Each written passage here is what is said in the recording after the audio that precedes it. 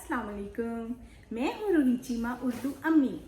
मैं आप सबको अपने चैनल में खुश आमदीद, वेलकम जी आयानु कहती हूँ। उम्मीद है आप सब ठीक होंगे। बच्चों, जो कहानी आज मैं आपको सुनाने वाली हूँ उसमें एक सबक है और आप सब ने कमेंट्स में मुझे बताना है कि आपने इस कहानी से क्या सबक सीखा। ठीक है, तो चलते हैं हम कहानी की तरफ। अम्मी और अब्बू अपने 3 बच्चों मौसम, मुनैमा और हाशिम के साथ घर में रहते थे। उनका एक पालतू कुत्ता टाइसन भी उनके साथ रहता था। बच्चे और अब्बू टाइसन का बेहद ख्याल रखते थे, लेकिन अम्मी को टाइसन का घर में रहना पसंद नहीं था। अम्मी चाहती थी कि टाइसन घर से बाहर रहा करे। एक दिन अम्मी ने शाम की चाय के लिए केक बनाया और केक को बैठने वाले कमरे में मेज पर रख दिया ताकि जब अब्बू दफ्तर से वापस आएं तो वो केक खा सकें। अम्मी अपने कमरे में थोड़ी देर आराम करने की गर्ज से चली गई। उस वक्त मौसम बैठा हुआ किताब पढ़ रहा था और उनका कुत्ता टाइसन भी वहां पास ही बैठा हुआ मौसम को देख रहा था।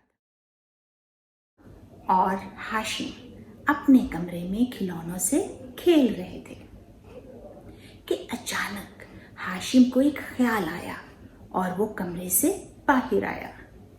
हाशिम ने मौसम को पकड़न पकड़ाई खेलने का कहा।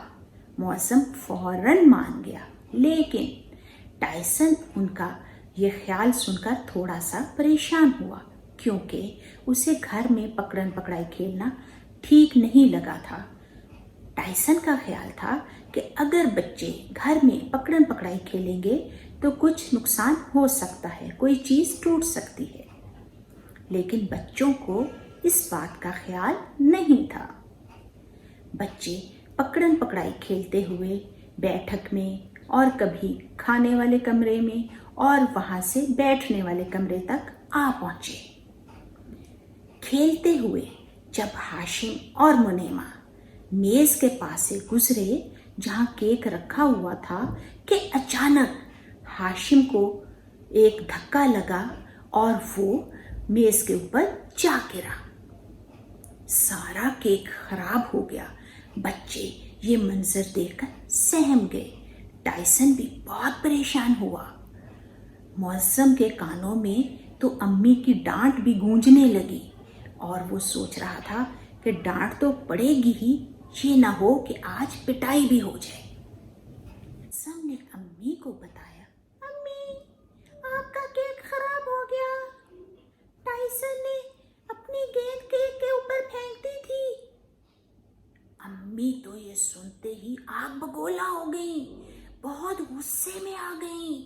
अम्मी ने कहा, टाइसन, चलो घर से बाहर और आइंदा कभी वापस ना आना। अम्मी ने टाइसन को पकड़कर घर से बाहर निकाल दिया। टाइसन बहुत परेशान हुआ।